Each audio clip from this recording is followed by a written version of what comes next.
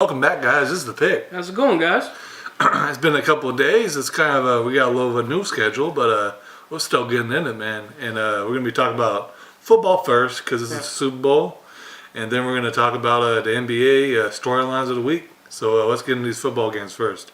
So it's the Patriots, man. And it's the Eagles in the Super Bowl. And Ryan, what do you think, bro? Like, what's the keys of the game? Who do you think's gonna win? What are you expecting? Man, I really can't go against the Patriots. I think they're going to get the win. It's going to be an uphill battle for Nick Foles and that offense.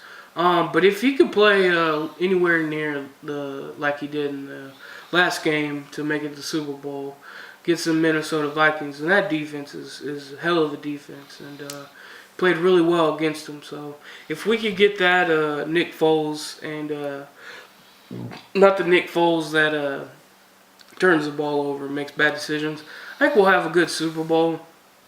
But yeah, man, as far as my pick goes, I don't know. I just can't go against the Patriots right now. Maybe it will change next couple of days, but I don't know. I got the Patriots right now. But keys for the Eagles is to protect Foles as much as possible. He can't be taking a bunch of hits and making mistakes, because that'll get them in deep trouble. And keys as well is they need to get to Brady on defense. They got to make some clever defensive schemes, and to get him frustrated and off his sorts. If he just stays in that pocket comfortably, then it's going to be a rough day for the Eagles. And the keys for the Patriots: keep their quarterback upright. And, go after Foles. It's kind of the same formula for each team. Get after each quarterback, and the key for them is to keep them upright. But, yeah, man, it should be a good one, and I hope it is. These Eagles have proved a lot that they could be underdogs and win this game. So, my heart and my team, the team I want to pick is the Eagles, but I don't know about them. What you think, man? I'm in the same boat. I really want the Eagles to win, but I think the Patriots are going to take it because that experience, man. Yep. They've been in so many Super Bowls, and Tom Brady got something to him. So got something to him that he just doesn't want to lose, and he doesn't lose, especially against inexperienced quarterbacks. The only team that he's lost to was experienced borderline Hall of Fame quarterback Eli Manning. Yep. And it's a really great defensive line. The Eagles going to have to really, the key for them is they got to get pressure, even more pressure than Jags did when they played the Patriots. And they got to rotate, and when the players rotate, they're going to have to step up as well. Yep. That's kind of one of the things that the Jags didn't really have in the Patriots game is depth. Yeah. And the Eagles do. They have a seven-man rotation. It's got a ton of snaps, so they have a pretty good front seven in general. Even if Hicks wasn't hurt, they'd even be better, but they're still really good. And is this going to be how those corners really, if they can hold up? Jenkins is going to have to have a really good game, see how he covers Gronk. And for the Patriots, man, just beat the Patriots. Tom Brady does beat Tom Brady. Even if they get behind, which I think they probably will, because they just don't score in the first quarter of a Super Bowl. Yeah, they struggle.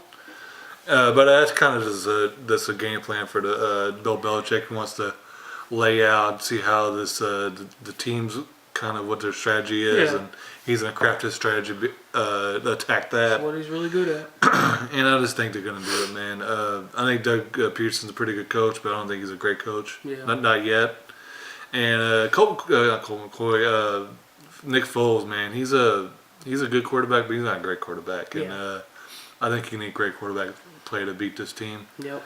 It's going to be really key for Amendola to have a really good game again. Cooks needs to step up. Yeah. He doesn't have the best corners in the league covering him this week, so he's going to have a better game. Yep. And I keep on having to use Deion Lewis. I mean, he's been playing well this whole season, and James White as well. Yep. We'll see if Burkhead can make a little bit of a difference as well. He's come back from that injury finally. That's right. He was healthy last week, but they didn't really use him. Let's see if they use him this time. And Gronk, man. If the Gronk is being Gronk, then it's going to be a rough day for the Eagles in my eyes. Yeah, man. They got to be able to take pretty much what he said. They got to be able to take advantage of the mismatches, and of course Gronk is a mismatch, pretty much with damn near any team. But yeah, man. I hope it's a good game. I really do. Hopefully, nobody gets stomped on either way. I just want a good Super Bowl, to be honest. Yeah, it would sting a little if New England ends up winning it, but it is what it is, man. I just hoping for a good game and some good damn commercials. Yeah, that too. So yeah, man, I'm looking forward to having a pretty good Super Bowl. You know, man, I'm not a big fan of the Patriots. I'm kind of tired of them always being there and always winning, but you gotta respect greatness, man. Yeah. Tom Brady, especially. I've been watching that Tom versus Time little documentary, whatever you want to call it, and that man, he's really dedicated. He's pretty amazing person when it comes to this football, this game of football, and he's just how he dedicates his life, doing everything he can to be the best quarterback. Kind of messing up his, not messing up, but neglecting his family a little bit because he's just so much focused on football. And I'm not saying he's a bad father or anything. I think he's a great father. It's just a wrench in the situation. Yeah, and kind of like he said in the documentary, you got to kind of pick what you want to do, and it's the time. Sometimes you don't get everything you want, and it's just anyone that wants to be great. Sometimes they don't necessarily spend enough time with their family like they want to. Yeah.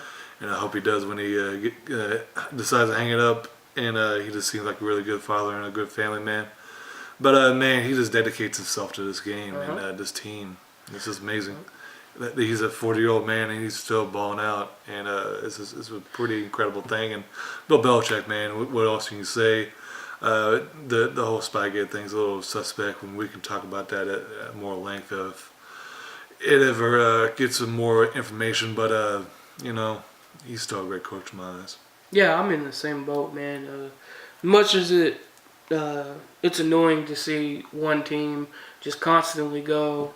It is, man. It's just you got to be able to sit back and appreciate the the dynasty that they've grown, and especially last Super Bowl shows you that how good this dynasty is. They can be down in a game, and of course it was faults of the Falcons as well. Yeah. But still, you can't, like I tell anybody, you can't give Tom Brady no breaks because they're Tom Brady and that team, because they're just that good.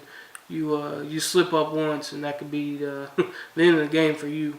Yeah. So, yeah, man. You gotta salute. You gotta salute the dynasties when they're dynasties, and that's one of them. Yep. All right. Well, we're gonna go to break and we're gonna be right back. Be right back. Welcome back, guys. How's it going? And we're gonna be talking about some basketball, but first off, I want to give a shout out to Childish Gambino for winning that Grammy. He's one of my favorite artists. You see me wear his shirt a lot of times, and I'm such a big fan. I'm happy for him. Yeah, we're big fans of Gambino over here. I got to know him through his music, actually. That's how I found out about him. And then I found out he was on shows, doing writing, and then so on and so forth. Now, and this Grammy he just got, was for an album that he did a lot of funk and did some singing, which it sounded like he was back in the 70s. It was just a nostalgia factor, like bringing back old school, beautiful old school music, and kind of also throwing in a new generation of type of music. And it just Gambino overall as a artist and a person is just he's an amazing guy. And so yeah, man, salute to him for the big accomplishment, and hopefully he makes at least a couple more albums because we love him. Alrighty, well, let's get into this basketball. First off, we want to give a big shout out to LeBron for getting that 30,000 30K, points. man. That's such an amazing accomplishment. Only 5 players has done that, and even with a guy that's really a past first player, and he still got 30,000 points, is incredible. Yep, youngest to ever do it, of course. Yeah, man, he's of course going to go down as one of the greats, man. He's a legend, and he's hands down the best basketball player we have right now. Yeah. And shout out Carmelo Anthony Yep. getting 25,000. Yeah, 25K. That's a great accomplishment as well. He's such a great scorer. Yep. And maybe one day you get a ring, who knows? But yeah, man, he's still had a great career. Yeah, man, that's how I actually fell in love with basketball, was watching Melo. I watched him even when he was at Syracuse, and then I followed him in the NBA. I even got one of his jerseys when he was a Denver Nuggets. I was a Nuggets fan for a while.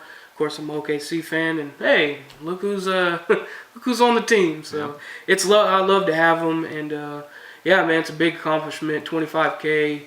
There's only 21 players that's done that in the NBA, and it's ridiculous. Out of the 50, 60 plus years that NBA has been rolling, only 21 players has made that milestone. So salute to Melo and LeBron James for hitting those milestones. Great players, Hall of Fame players, and yeah, maybe hopefully OKC can get our boy Melo a ring, because he deserves one. Alrighty, well, we're going to be getting into his Cavs situation. Yes. The whole Kevin Love and Isaiah Thomas drama. I don't know if you guys probably already know, but let's recap it. They were having a meeting. Kevin Love was supposedly sick, and so he went home early one game. And IT supposedly called him out in a meeting, saying that he was faking it, and it's a lot of drama from that. So what's a question I got to ask you, Ryan, and I'm gonna answer it after you. Mm-hmm. Do we need to trade these two players? One of these players, Isaiah Thomas or Kevin Love, or do you think they're gonna figure it out? LeBron James is gonna knock that hammer down and get him to focus, or is this too toxic? They need to trade one of these players. It could go a lot of ways. Honestly, if they could work it out, that's great. But if you guys are constantly bumping heads and nobody's listening, everybody wants to be the big role man, or be the big guy of the locker room, which is, I don't care who you are. If your name ain't LeBron James, you're not the head honcho there. Yeah. That man's the head honcho. So I'm not gonna say you shouldn't voice your opinion, but at the same time, you can't just be. That's like me walking into his house and just start telling him what to do. Like, Yeah. IT can't do that. He's not at Boston anymore. He's not the number one player anymore. So you got to be able to listen to your teammates and be teammates. But yeah, man, if it doesn't work out, then I believe one of them needs to be traded. I don't think both of them. At least one of them needs to be traded, which is most likely, honestly, it probably would be IT. I think Kevin Love makes a little more of an impact overall for that team, and he's been there a while. So him and LeBron has kind of got way more chemistry than what him and IT would.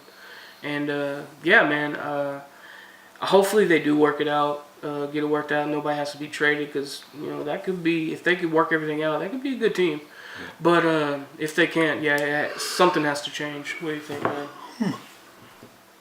I think right now, my stance is I think they're going to figure it out. I think LeBron James is going to stamp his hand on the ground and table me and say we need to get this figured out and stop bickering over petty things. Yeah. I mean, they've been kind of somewhat friends and teammates. We were teammates when they were in AAU, when they were younger, Kevin Love and IT. So yeah. They didn't know each other for a long time, so they just need to figure it out and stop letting little petty things go. Yeah. I mean, IT, I understand it. This is a big year for him. He's coming off an injury. He's coming off a situation that he really liked, and they traded him because they didn't know if he was going to be healthy from the hip injury. And so far, he hasn't played well. Yeah. He's not really clicking with his teammates either. And this is a big year because this is his year he's going to get a big contract or not. Yeah. And he wants that Supermax, and if he doesn't start playing better, he's not going to get it. Yeah. And if he's not being a better teammate, he's not going to get it. So yep. It's not just not winning a championship. His money and his putting money in his giving money to himself and to his family. So it's a big year for him. And I understand it's a lot of pressure for him. And Kevin Love, it seemed like he's kind of always a fall guy for this team. I don't really understand that. I mean, I understand some gripes. He didn't really come up big in the finals, but that's Yeah. not a good matchup for him against the Warriors. Nope. Damon just eats his lunch pretty much. I think he's a pretty good player. Was having a great season, so he's still gotten away. And as I kind of find it a little frustrating that the Cavs always kind of pile on him. Yeah. And, it's not always his fault. Other players are not playing well. JR's not playing well. LeBron's playing great, but he struggles sometimes and he turns the ball over a little too much. Right. Because he's just forcing it because they're not winning right now, which I understand. And this other players are not playing great defense either. Yeah. And D-Wade's still playing decently, but he's not the guy he used to be. So Yeah. I understand that. Honestly, one of the biggest problems in my eyes has been Tristan Thompson. Yeah.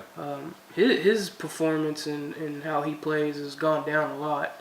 I mean, to the point where he was getting benched. I mean, they put him back in the starter now. They switched their starting lineups back, and but yeah, man, he was playing so bad that he got benched. So I think that was the big key factor. Is he was a dominant center for 3 or 4 years here at the Cavs, but now he's slowing down, and that affects you. Kevin Love's having to take a bigger role, and yeah, that's frustrating. I wouldn't doubt if you struggle, especially on back-to-backs, if you gotta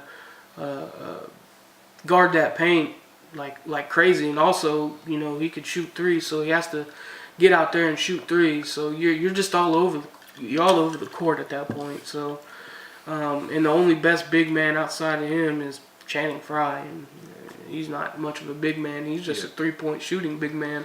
Yeah. So yeah, it's frustrating, man.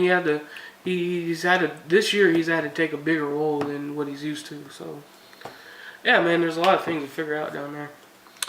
Alrighty, well, we're going to go to break right quick, and we're going to come back, and we're going to talk about the Blake Griffin trade. Welcome to the show, you guys. What is up? All right, so we're going to get into this last topic of the show, which is the Blake Griffin trade, which is a very big and very strange trade. But man, what do you think about it, dude? I don't understand it, honestly. Yeah. I mean, you guys signed a big contract with Blake Griffin. You choose him over Chris Paul pretty much. And then you trade him for Right. Harris. I don't even really know how to say his first name. Tabo Harris, I think it is. Bradley, Avery Bradley, which is a pretty good player, really good at defense. And one of the Bogdanovich's, and won a first-round pick and a second-round pick. But, I mean, if Blake Griffin and Drummond really succeed together, I mean, it's going to be a good team. So they're not going to be a lottery team. So I just don't understand it. This moving in a different direction is it so toxic the situation that it's just you got to just cut bait. I guess that's the only really reason why I think what happened, but this doesn't make sense to me. Yeah, I'm in the same boat, dude. It doesn't really add up.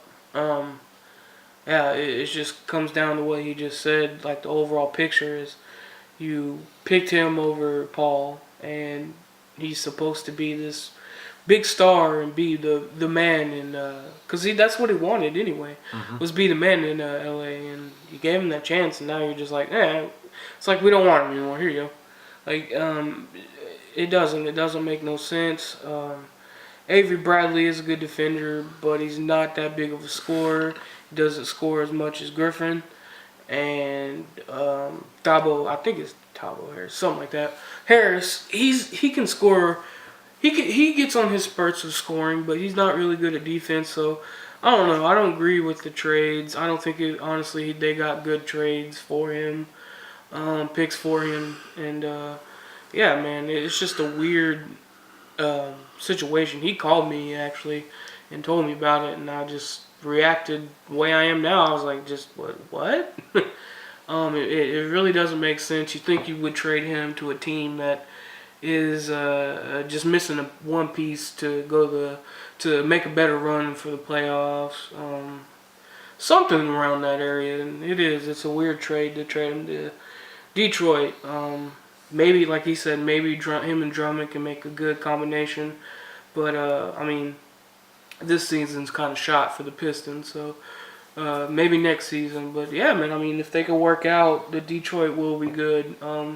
like I was telling him, it'd be kind of a combo of Anthony Davis and DeMarcus Cousins, two big men that can score and help each other out. And like I said, told him it could work out because it could help Drummond get so much attention off of him because they know that he's that big perimeter defensive player and big rebounder right there. So they swarm him a lot. So Griffin will definitely take all the eye on Drummond. So yeah, man, it could work out good, but right now it just looks like a clueless trade. So I don't know. It was strange. Yeah, it's strange, but we'll see. Maybe it'll work out for Clippers. Maybe they're just trying to tank and get a good pick, but Maybe. kind of feel bad for Jordan and he's left DJ. alone. Pretty much, and he pretty much they all made him come back, and he kind of wanted to go to the Mavs, and he came back to try to win a championship with that core, and never happened. Now they're all gone, so Yeah, it is kind of messed up for Jordan. it's a cutthroat businessman, and you just gotta do for your own, honestly, and you gotta look out for yourself, really, when it comes to this business. Yeah, Because of sports in general. No, you just said it, dude. It's like what a lot of these players had to learn the hard way. Like Boogie said, he had to learn the hard way that this is a business. People will act like they love you to death, but at the end of the day, if it doesn't work out and they need a paycheck, they'll just send you off. Yeah. The IT situation, Same thing. A big injury, but they didn't give him a shot. They just said, nah, we'll move on. So it is, man. These players need to understand not to get too emotionally attached to one team, even if you've been there for 5, 6, 7 years. Don't attach yourself too much because things happen like this. So, and it's overall business at the end of the day. So that's how you should treat that. So. Yeah, man. You never know how good these picks and these trades could go. All right, well, that's going to conclude our episode, man, and I hope you all have a good day, and I'm glad you watched, and thank you for watching and subscribing. Yeah, and we'll see you on the next one. Thank you.